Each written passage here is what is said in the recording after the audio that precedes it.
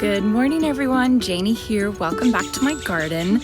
It is an absolute gorgeous, gorgeous morning. It's only supposed to get up to 91 today, and tomorrow the high is 82. So I am just loving it out here. It actually is a little bit humid, and it says that we might get rain at 8 a.m. There's like a 40% chance. Right now it's 7 a.m. So I'm here for it. If it rains, I am going to be dancing and singing in the rain, and I will definitely try and catch that on video. So stay tuned. I don't think it will though. I mean, they always say possibly rain, and it always rains like an hour away from us. So that's all right. Anyway, today is fertilizing day. Today, I have been so slacking on fertilizing for a couple reasons. One is we've been through a massive, massive heat wave for about a week and a half. So I haven't been wanting to come out here and fertilize my annuals. So my annuals have been getting neglected for about 2 weeks now, and I can definitely see. Normally, I fertilize them every single Monday, like consistently throughout the growing season, and it's with a water soluble fertilizer. I'm actually using the one from Proven Winners this year, and I think it's been working really, really well. I think that everything looks absolutely gorgeous, and as soon as I fertilize them, they like come to life, and I feel like they're like brighter and happier and perkier. So it definitely makes a huge difference for your annuals if you consistently fertilize them. And I have not been consistently fertilizing them this past month, and it definitely shows. So I am going to give them a nice feeding of the Proven Winners water soluble fertilizer. So I'm gonna get that done. And then I want to feed my citrus trees. I inherited 2 new citrus trees, a lime, and I don't remember what variety it is right now, and then a Lisbon lemon, and then I also have a Meyer lemon. So I'm going to fertilize all those, and those you want to fertilize about once a month. I have not been fertilizing my roses on purpose. We live in such a hot environment that if I fertilize my roses in the heat of the summer, when we're so hot, it can actually damage the new growth. So they actually recommend, if you live in a hot area, to hold back on fertilizing in the heat of the summer. So I haven't fertilized them for about 2 months now. Normally I fertilize my roses once a month, and I have Eden climbing roses, and they're new roses. They're less than a year old, and so I only fertilize them with water soluble fertilizer, liquid fertilizer, actually fish and seaweed fertilizer. After I think about the first 2 years of their life, you can start doing granular fertilizer, but before that you don't want to do granular fertilizer simply because it could burn the baby roots. And so I've been doing Neptune's Harvest fish and seaweed fertilizer, and it's been working really, really well. But of course I haven't been doing it for the past 2 months because it's too hot, but I really think we're going to start to cool down now. I think the heat, knock on wood, I think the heat is done, hopefully, and so I'm going to start fertilizing my roses again. And then I also bought an iceberg rose that I want to get in the ground this week. I'm going to go ahead and fertilize that in the pot right now, just because roses, iceberg roses, they like rich, fertile soil, and I'm sure that iceberg rose has been in the pot for quite a while, so I think it'll be really happy with a douse of the liquid fertilizer. So I'm going to do that. So let's see, that's my annuals, that's my citrus, that's my roses, and then the 4th thing I'm going to do is I'm actually going to fertilize my camellias. Now I have Camellia sasanqua and Camellia japonica. So those are 2 different types of camellias. What you want to do, you want to fertilize your camellias in the spring/winter, right after they finish blooming. That is the prime time to fertilize your camellias. And you can just fertilize them just that one time and not really worry about it. If you do want to do another fertilizing session, which I do because mine are growing and they're kind of young, you want to do it at least 2 months before your first hard frost. So you want it, they say midsummer. For us it's like late summer because our frost is so late.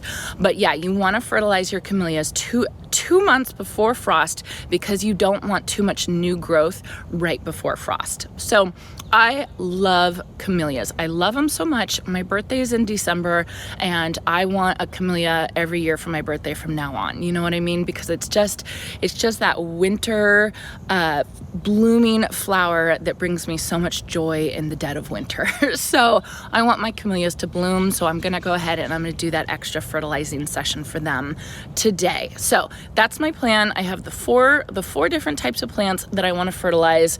I'm gonna really go hard on the annual fertilizing, so I feel like that's gonna take me a while. But let me show you all the supplies that I've taken out for my fertilizing day. All right, so here's my supplies for today. So first off, I have my annual fertilizer. Like I said, I'm using the Proven Winners premium water-soluble plant food this year, and it's doing wonderful. I really, really like it. I like that it's in a bucket like this.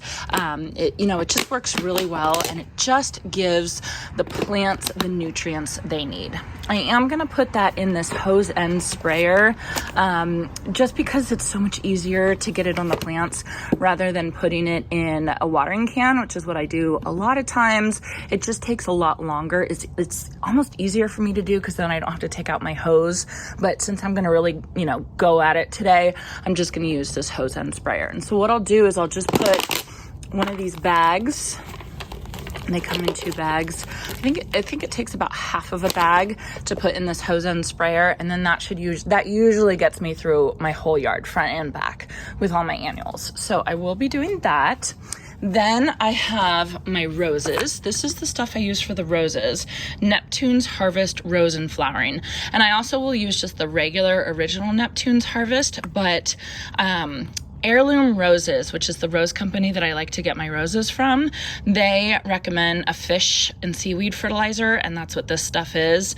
And then I just found the one that said Rose and Flowering, and I thought, oh, well, I'll go with that one. But I think any fish and seaweed or kelp fertilizer is really good for roses, and roses like food. They like food a lot.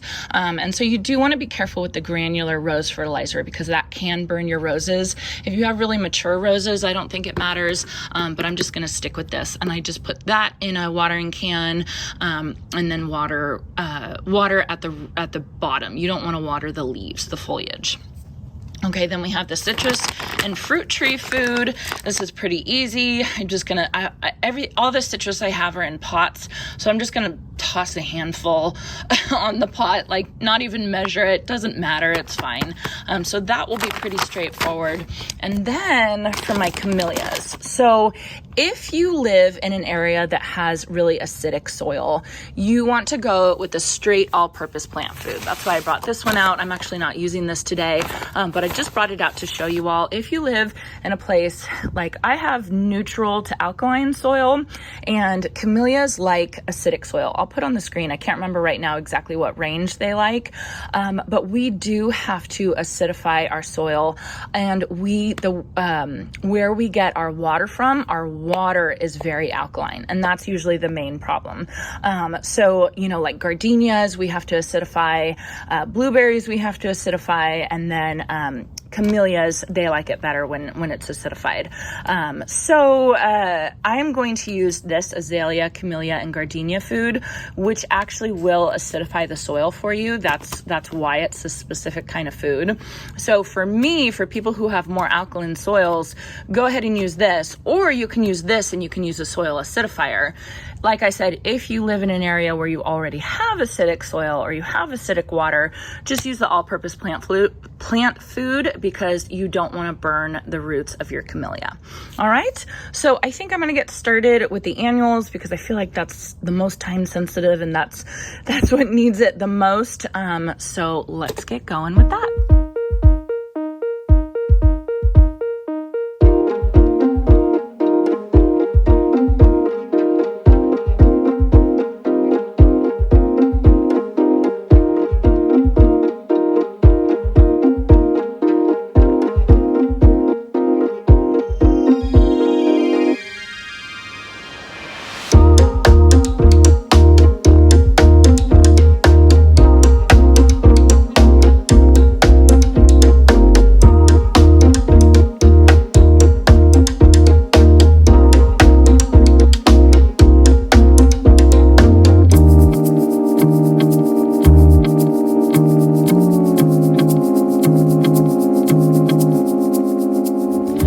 I'm all done with the annual fertilizing in the front yard.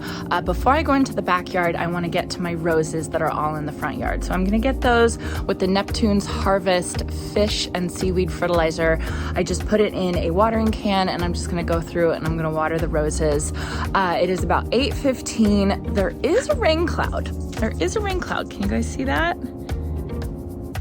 It's not a big one, but I'm just sitting here. I just keep looking up and waiting to see if there's gonna be rain. I don't think there will be, but I can see why they called for a possibility. So everybody cross your fingers and I'm gonna get to fertilizing my roses.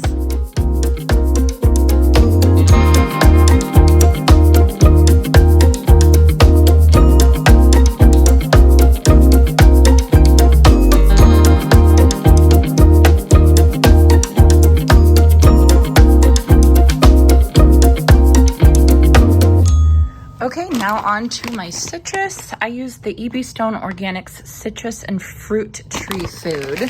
And what it says is you want to do 2 tablespoons, let me make sure I'm saying this right, in containers, which is all my citrus is in containers. Apply 1 tablespoon for every 6 inches of pot.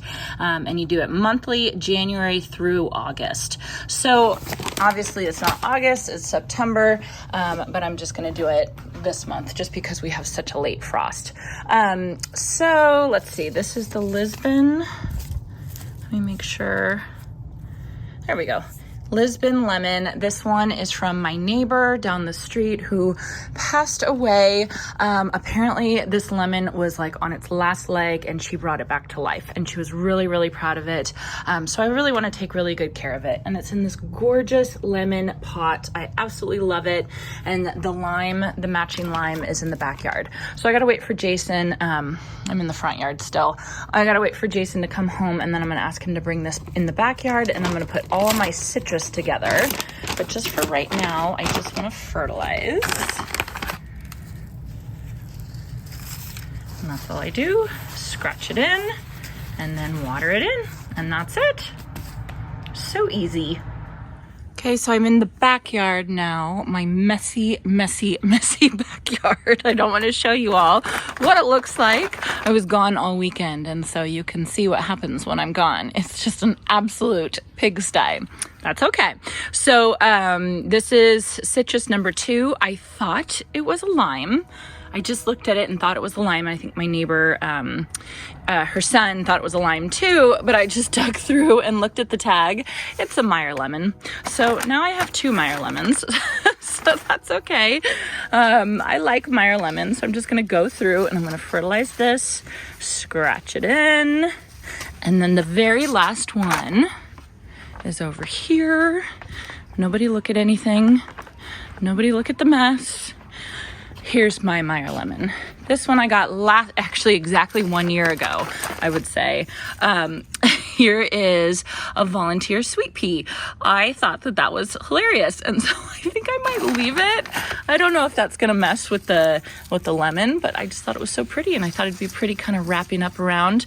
I think it will probably fry once it gets a little bit bigger, but I just thought that that was really cute. Okay, so citrus fertilizing is done. All I have to do is the camellias. All right, so I own 3 camellias in this garden. I have 2 Camellia japonicas and 1 Camellia sasanqua.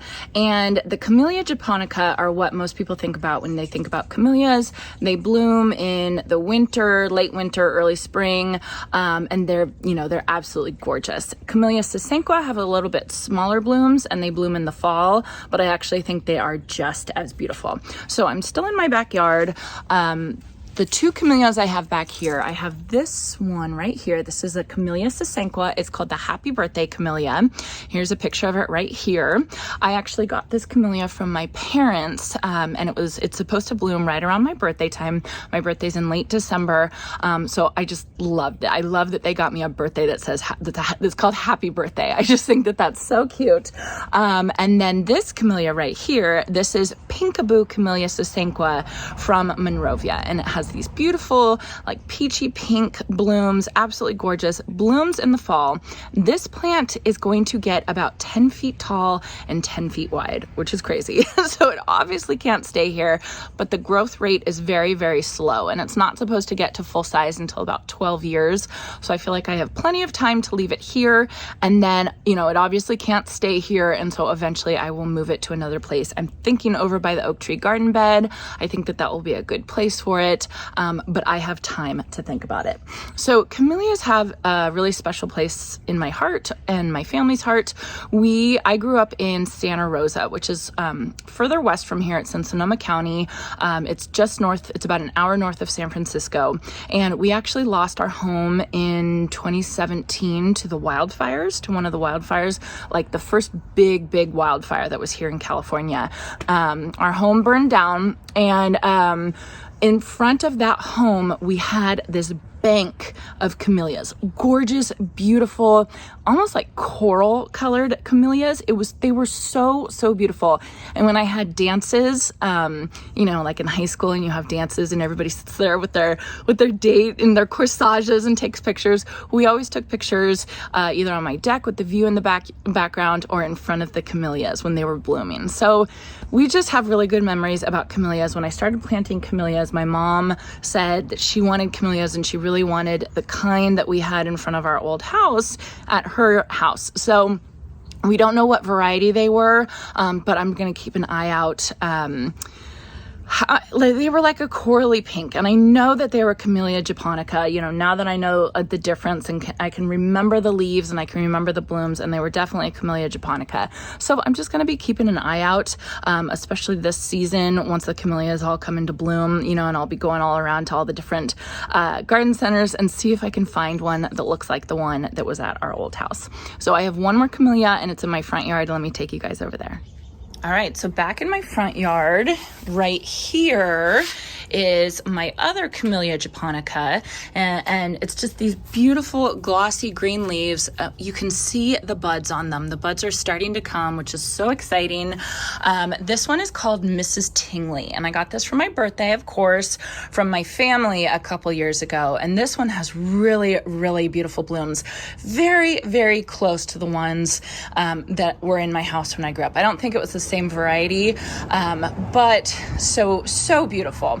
So this is the third one that I'm going to fertilize today. All I'm going to do is I'm going to pull back the mulch, sprinkle some of that Camellia, azalea, Camellia, and gardenia fertilizer all around it, and then water it in. And then that's it. Then I'm done.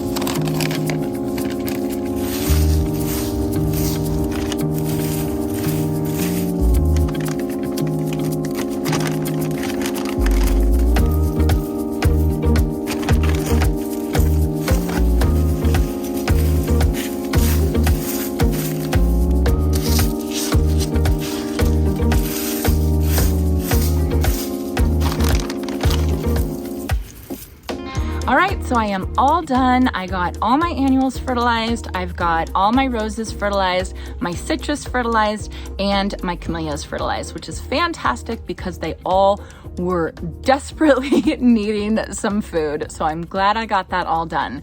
Still no rain, and I don't think we're gonna have any, but we are definitely having some overcast weather, which is a wonderful change from the past, I would say, like 2 months. We have had no clouds, like no clouds for the past 2 months. So I am enjoying it, and I'm sure my plants are enjoying it. So I hope you guys enjoyed this video, and I hope you all have a chance to get into your garden today.